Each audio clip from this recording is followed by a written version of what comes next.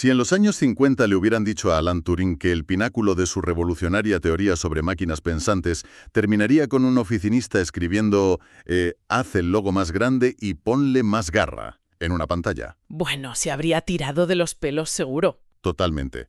Probablemente habría quemado todos sus apuntes allí mismo. Pero es que vivimos en un momento fascinante. Desde esa explosión masiva a finales de 2022, la inteligencia artificial se ha colado en la rutina diaria de todo el mundo. Sí, es el pan de cada día. Tienes una pantalla en blanco, un cursor parpadeando y una máquina que responde como si de verdad hubiera alguien al otro lado tecleando. Pero, a ver, cuando esa fascinación inicial pasa, queda una duda muchísimo más profunda. Todo el mundo la usa, pero muy poca gente entiende qué está ocurriendo realmente a nivel mecánico cuando ese cursor empieza a moverse. Y ese es el gran peligro, ¿sabes? El problema de esa desconexión es que fomenta una visión casi mágica de la tecnología. Claro, como si hubiera un duendecillo ahí dentro. Exacto. Se asume que la máquina piensa o razona de la misma manera que un cerebro humano, cuando la realidad de lo que ocurre en sus entrañas es puramente matemática. O sea, es un sistema de predicciones estadísticas operando a una escala incomprensible. Por eso mismo, en el análisis a fondo de hoy, la misión es diseccionar la mecánica de la inteligencia artificial, letra a letra. Letra a letra y desde cero. Eso es. Vamos a desgranar cómo funciona desde sus cimientos, sin tecnicismos que nos vuelvan locos. Nada de quedarnos en la superficie de lo que puede hacer, sino explorar cómo lo hace exactamente. Que es lo realmente interesante. Para ello, contamos con una documentación exhaustiva que detalla este fenómeno desde sus raíces lógicas y arquitectónicas, pensada justo para principiantes absolutos. Quien nos acompañe en esta inmersión terminará entendiendo qué hace la máquina entre bastidores y por qué no hace falta ser un genio de la informática para dominarla. Así que, vale, vamos a desgranar todo esto. Estoy lista. Para empezar a montar este puzzle, creo que hay que desmontar primero un mito fundacional. Esa idea de que la IA es una especie de tecnología recién nacida que apareció por arte de magia hace un par de años. Sí, ese es un error muy común. La historia tecnológica rara vez funciona por generación espontánea, ¿eh? Los fundamentos teóricos de lo que hoy llamamos inteligencia artificial se remontan a los años 50. Madre mía, los 50.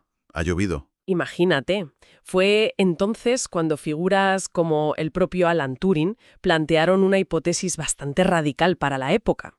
Dijeron, a ver, si una máquina puede manipular símbolos basándose en reglas lógicas, podría simular el proceso de resolución de problemas de un ser humano. Y esa fue la semilla de todo. Esa fue la semilla, justo. Sin embargo, claro, el hardware de la época no tenía la capacidad de procesamiento necesaria, ni de broma existía el volumen de datos requerido para entrenar a esas máquinas. Pero esa semilla estuvo germinando en la sombra durante décadas. Porque de hecho, a principios de los 2000, la IA ya estaba operando a escala global, mucho antes de que los generadores de texto acapararan todas las portadas. Sí, la teníamos hasta en la sopa sin darnos cuenta. Ya había interacciones diarias con ella. Pensemos en las recomendaciones de productos en Amazon, el algoritmo que decide qué serie mostrar un viernes por la noche en Netflix, el contenido infinito que te engancha en TikTok, o incluso algo tan cotidiano como el sistema de reconocimiento facial para desbloquear un teléfono móvil. Aunque ahí hay un matiz importante que la documentación subraya. A esa etapa se la suele llamar IA predictiva o analítica. Su función no era crear nada nuevo, sino clasificar información que ya existía. El mecanismo subyacente de esos algoritmos, como los de Netflix, se basa en crear espacios vectoriales. Un momento. Vamos a bajar este concepto a tierra. ¿Qué es exactamente un espacio vectorial en el contexto de, no sé, elegir una película para ver después de cenar? Vale, imaginemos un mapa tridimensional gigantesco. El algoritmo no sabe que es una comedia romántica o una película de terror, en el sentido humano. No entiende de emociones. Claro, no sabe si la peli da miedo o hace gracia. Exacto. Lo que hace es convertir el comportamiento de millones de usuarios en coordenadas matemáticas. O sea, si 1 millón de personas que ven cierta película a las 2 de la madrugada también suelen ver un documental específico al día siguiente, el sistema coloca esos dos contenidos muy cerca en ese mapa matemático. Ah, los agrupa por proximidad. Eso es. Cuando un usuario nuevo ve la primera película, el algoritmo simplemente busca qué hay cerca de sus coordenadas y se lo muestra. Es agrupación estadística pura y dura. Es decir, funciona como un mayordomo invisible que lleva años y años observando en silencio. No entiende por qué a la gente le gustan esas películas, pero ha mapeado los patrones de comportamiento de toda la humanidad con tanta precisión matemática que, parece que nos lee la mente. Una analogía perfecta. Ese mayordomo invisible. Y esa IA clásica, silenciosa, ordenando el correo o el inicio de las redes sociales, contrasta muchísimo con la actual, con la que literalmente nos sentamos a charlar frente a frente. Totalmente. Es un cambio de paradigma brutal. Y esto plantea la pregunta natural sobre los engranajes del sistema. Ya que sabemos que lleva tiempo entre los otros, ¿qué diferencia estructural hay entre un programa informático clásico de toda la vida y un modelo de inteligencia artificial? Pues la ruptura del paradigma está en la rigidez de las instrucciones. A ver, el software tradicional es determinista, está basado en reglas súper estrictas escritas por un programador humano. La regla es, si ocurre A, entonces ejecuta B. Muy de blanco o negro. Exacto. Si en ese proceso falta un dato o surge una variable que el programador no anticipó, el sistema se bloquea, devuelve un error y se acabó. Pantallazo azul. Justo. La inteligencia artificial moderna, específicamente el aprendizaje automático o machine learning, funciona distinto. No recibe instrucciones sobre cómo resolver el problema paso a paso, sino que recibe ejemplos del problema resuelto y debe deducir las reglas por sí misma. A ver si podemos buscar una equivalencia visual para quienes empiezan desde cero. El software tradicional sería como alguien en una cocina con una receta hiperestricta, ¿no? A ver, cuéntame. La instrucción de la receta dice: añadir exactamente 5 gramos de sal. Si en la despensa solo hay 4 gramos, el programa se detiene, se frustra, no sabe qué hacer y colapsa. Eso es. No sabe improvisar. Claro. La IA, en cambio, sería como un chef experimentado que ha probado miles de platos a lo largo de su vida. Ha interiorizado los patrones de qué sabores combinan bien. Así que si le falta un ingrediente, o si se le pide que invente un plato nuevo con las sobras de la nevera, puede improvisar basándose en todos esos patrones de sabores que ha aprendido. La analogía es fantástica para visualizar la adaptabilidad, sí. Pero, y esto es clave, hay que tener mucho cuidado con atribuirle consciencia al chef mecánico. Vale, ponme freno ahí. El sistema no improvisa por instinto o por creatividad artística genuina. Lo hace ajustando pesos y parámetros en una red neuronal. Pesos y parámetros. Eso suena ya a clase de física. Suena complejo, pero es sencillo. Imagina que el sistema tiene que aprender a distinguir una foto de un gato de una de un perro. ¿Un clásico? Un clásico de la IA, sí. No se le programa diciendo, los gatos tienen orejas puntiagudas y bigotes. Lo que se hace es mostrarle millones de fotos previamente etiquetadas por humanos. O sea, un aluvión de datos. Exacto. La red neuronal procesa los píxeles y empieza a asignar valores matemáticos, que llamamos pesos, a ciertos patrones visuales que se repiten. A base de ensayo y error continuo, ajusta esos números una y otra vez hasta que su probabilidad de acertar se acerca al 100%. Vale, va afinando la puntería. Eso es. Y ese conocimiento matemático acumulado, esos números ajustados, son los parámetros. Así que, cuando se le muestra una foto nueva que nunca ha visto en su vida, simplemente pasa los píxeles por esa red de filtros matemáticos y calcula la probabilidad estadística de que la imagen sea un gato. Entonces, no hay una comprensión real de lo que es un gato. No sabe que maulla ni que araña los muebles. Hay una intuición puramente estadística, basada en reconocer patrones a una escala colosal. Lo has clavado. Es intuición mecánica, no razonamiento consciente. Y esto nos lleva, inevitablemente, al salto cualitativo que hizo que el mundo entero se detuviera a mirar. Porque, vale, si esa IA clásica ya era excelente reconociendo patrones, organizando datos, sugiriendo qué comprar... Que ya era bastante útil. Sí, revolucionó el mercado.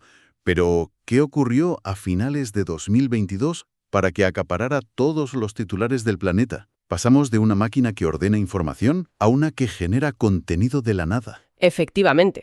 La llegada de la IA generativa. El salto fundamental aquí es pasar de la clasificación a la predicción generativa. Ahí es nada. Es que los modelos generativos no se limitan a colocar una etiqueta a un dato existente, como decíamos de la foto del gato. Construyen datos nuevos y se dividen en 4 grandes bloques ahora mismo. Texto, como artículos o guiones. Imagen, creando fotografías o ilustraciones. Vídeo, con animaciones y clips. Y audio, generando voces sintéticas o música. Aquí es donde la cosa se pone realmente interesante. Y tanto. Todo esto gracias a la arquitectura que lo cambió absolutamente todo, los transformadores. Los famosos transformers, o sea, la T en ChatGPT. Efectivamente, la T viene de ahí. Estos modelos se entrenaron con una porción masiva de todo el texto público disponible en Internet. todo lo que te puedas imaginar. Y su objetivo principal durante el entrenamiento era absurdamente simple: ¿Cuál era? predecir la siguiente palabra en una frase. Nada más. Vale, aquí me toca hacer de abogado del diablo, porque esto es lo que piensa mucha gente. Adelante, dispara. Cuando decimos que la máquina crea un artículo nuevo o redacta un guión original, no está simplemente reciclando lo que ya ha leído por ahí. No es básicamente un motor de búsqueda glorificado, haciendo un corta y pega gigantesco a la velocidad de la luz para que parezca nuevo. Es la duda más común del mundo, de verdad.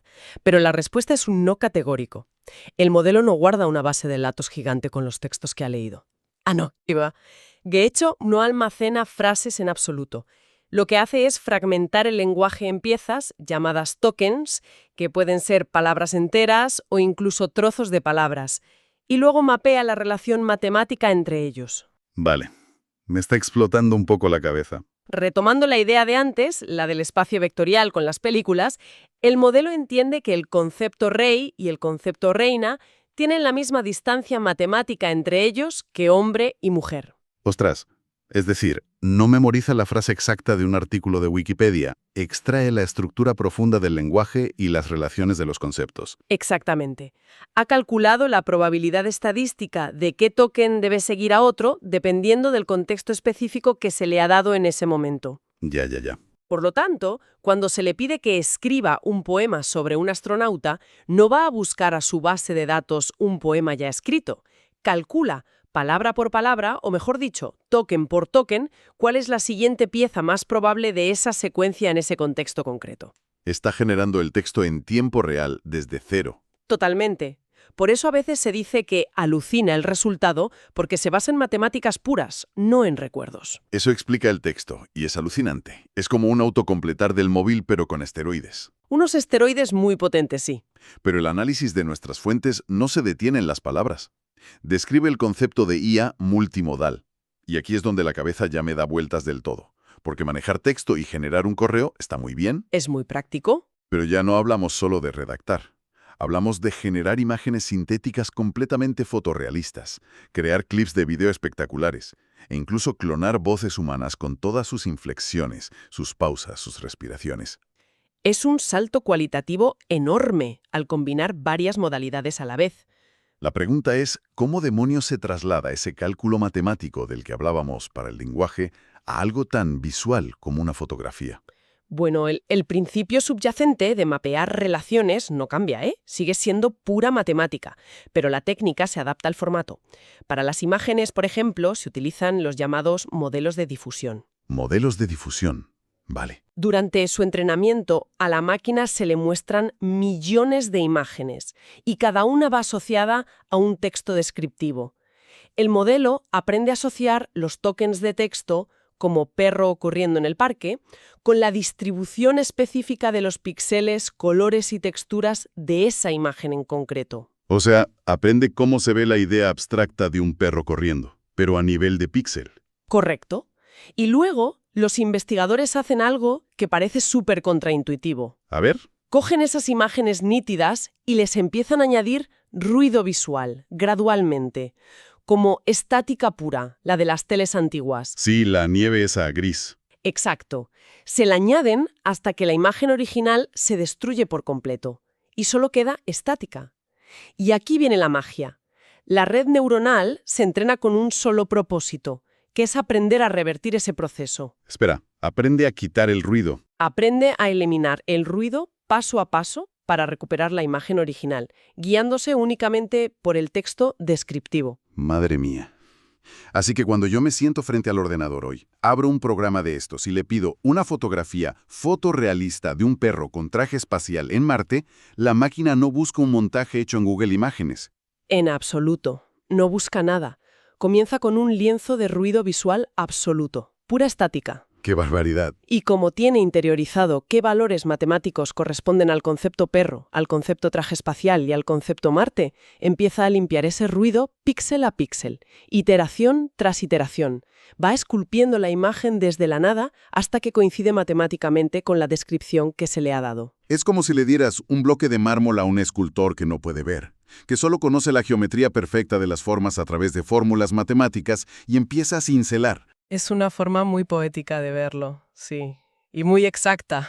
Es alucinante. Y claro, esto nos empuja inevitablemente a la gran barrera que, históricamente, separaba a los humanos de las máquinas. La comunicación. Claro. Durante décadas, la informática ha sido un club súper exclusivo. Para pedirle a un ordenador que ejecutara una tarea mínimamente compleja, había que dominar lenguajes opacos. Había que estudiar años. Había que pensar como la máquina. Escribir en Python, en C++ o en Java. Si te dejabas un punto y coma, todo se iba al traste. Un dolor de cabeza. Pero todo este desarrollo del que estamos hablando hoy elimina el intermediario por completo.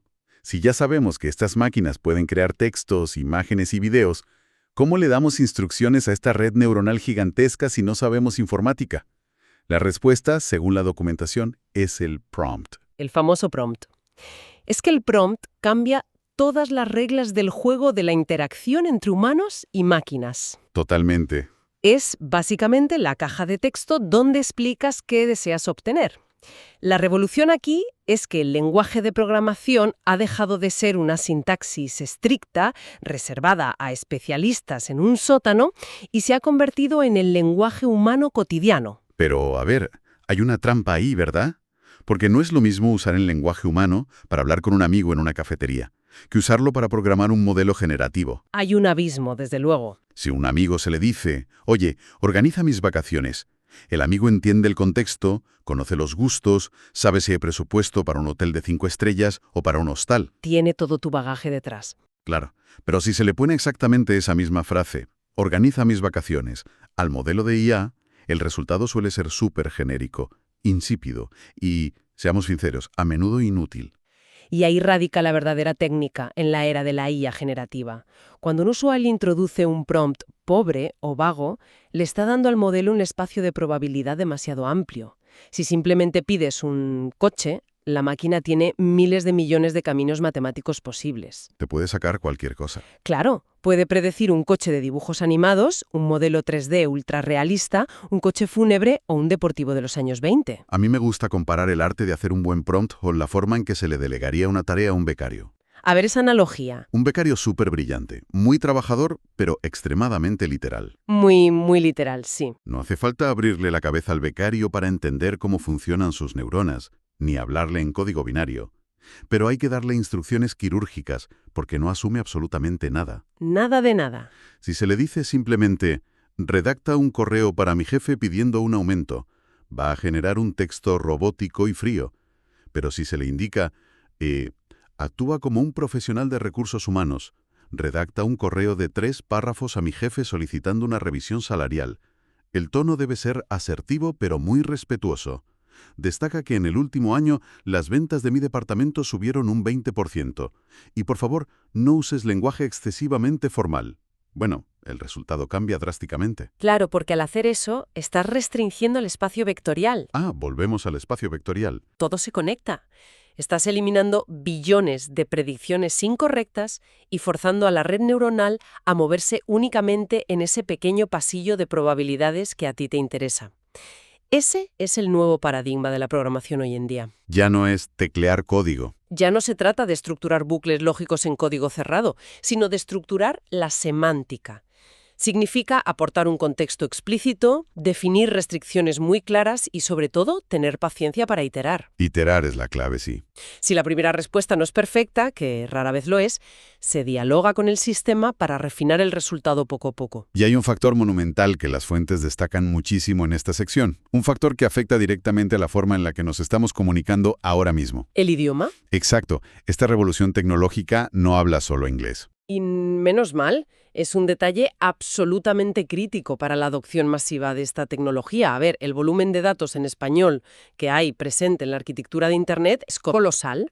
Somos muchísimos hispanohablantes. Al ser uno de los idiomas más hablados del mundo, estos modelos masivos de lenguaje han ingerido una cantidad de texto en español abrumadora, y esto les permite comprender nuestros matices, nuestra sintaxis y nuestro contexto cultural con un nivel de precisión altísimo. O sea, que quede claro, no se trata de un sistema que piensa en inglés y luego pasa todo por un traductor automático cutre antes de mostrar la respuesta en pantalla. No, para nada. El modelo genera el texto prediciendo los tokens directamente en español. Entiende las reglas gramaticales y las probabilidades de nuestro idioma de forma nativa. Es que eso derriba una frontera histórica brutal. Permite a millones de personas interactuar con la tecnología más avanzada del planeta de una forma fluida y en su lengua materna, sin ningún tipo de fricciones. Es un lujo, la verdad. Si unimos todas las piezas de este rompecabezas, el panorama general que nos queda es bastante abrumador. Da vértigo. Tenemos máquinas capaces de generar cualquier tipo de formato digital basándose en predicciones estadísticas puras, y el único requisito, el único mando a distancia que necesitamos para controlarlas, es saber hablar y escribir nuestro propio idioma. Es que esto democratiza la productividad de una manera que nunca habíamos visto en la historia de la humanidad.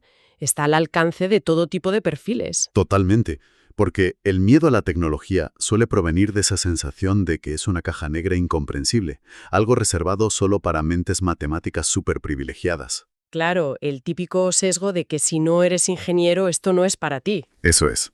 Pero si la barrera de entrada técnica ha desaparecido por completo, el acceso a esta capacidad de procesamiento es universal. ¿No estamos ante la herramienta más accesible de la historia? Sin duda alguna. La democratización es absoluta. Hoy en día, un estudiante de medicina puede pedirle a la máquina que le explique un concepto súper complejo de biología celular y pedirle que use analogías de fontanería para entenderlo mejor. Y se lo hace al instante. En segundos. Un pequeño empresario puede delegar el análisis de una tabla de Excel masiva que le llevaría días, o pedir ayuda para la redacción de su próxima campaña publicitaria. La curva de aprendizaje ya no penaliza la falta de conocimientos técnicos previos. ¿Qué penaliza entonces? Castiga la falta de curiosidad y, sobre todo, la incapacidad para expresarse con claridad. Claro. Incluso quienes probaron estas herramientas al principio, hace un año o dos, metieron un prompt vago, recibieron una respuesta inútil y las abandonaron frustrados. Que hay mucha gente así, ¿eh? Muchísima.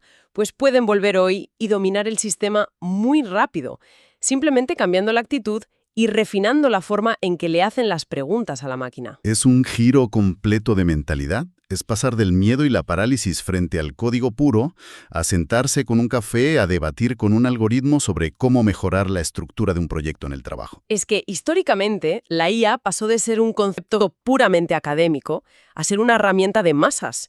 El verdadero valor en el mercado laboral y en la resolución de problemas ya no reside en quién puede almacenar más información en su cabeza. Porque eso ya lo hace la máquina. Exacto.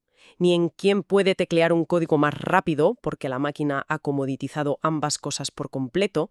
El valor real ahora reside en quién sabe hacer las preguntas correctas, quien tiene el criterio crítico para evaluar si la respuesta estadística que da la máquina es válida y tiene sentido. ¿Y cómo combinar esas respuestas para construir algo realmente útil? Eso es. La oportunidad está en mejorar nuestra propia capacidad de crear. Bueno, vamos a ir recogiendo todo lo que hemos puesto sobre la mesa en la disección de hoy, porque el viaje ha sido denso pero fascinante. Muy intenso, sí. Hemos desmontado de raíz el mito de la generación espontánea, rastreando los orígenes desde esa lógica teórica de Alan Turing en los 50. Pasando por la IA silenciosa. Exacto, esos espacios vectoriales que funcionan como mayordomos invisibles y deciden qué vemos en las plataformas de streaming. Luego hemos levantado el capó de la IA generativa para entender que, ojo, no hay conciencia ni corta y pega. Pura estadística. Solo redes neuronales prediciendo la probabilidad matemática de las palabras y esculpiendo píxeles fotorrealistas a partir del ruido visual. Y por último hemos comprobado que el muro histórico de la programación ha caído por completo gracias a los modelos multimodales y los famosos prompts, permitiendo que cualquier persona tome el mando usando simplemente el lenguaje humano. Y analizando toda esta mecánica subyacente de la que hemos hablado hoy, surge una conclusión final en la documentación que invita muchísimo a cambiar la perspectiva. A ver, cuéntanos para dejar a la gente pensando. Hemos establecido que la máquina opera restringiendo probabilidades basándose en el contexto exacto que se le proporciona a través de ese prompt. Sí. Por tanto, el nuevo código de programación es nuestro propio vocabulario. Esto significa, paradójicamente, que en el pináculo absoluto de la era tecnológica, la habilidad más crítica para dominar los ordenadores del futuro no es la ciencia computacional. ¿Ah, no? ¿Cuáles? Es nuestra capacidad para dominar la gramática, poseer un léxico rico, estructurar las ideas con una lógica impecable y comunicarnos con precisión extrema. Es una ironía brillante, la verdad. Resulta que las clases de lengua, de literatura y de filosofía del instituto eran en el fondo las verdaderas clases de programación avanzada del siglo XXI. ¿Quién nos lo iba a decir, eh? Nadie lo habría adivinado. Con esa reflexión cerramos el análisis a fondo de hoy. Queda abierta la invitación para dejar de ver a estas herramientas como cajas negras incomprensibles o mágicas. La curiosidad y la práctica son el único peaje de entrada necesario para empezar a explorar y dominar este nuevo paradigma lógico. Hasta la próxima inmersión.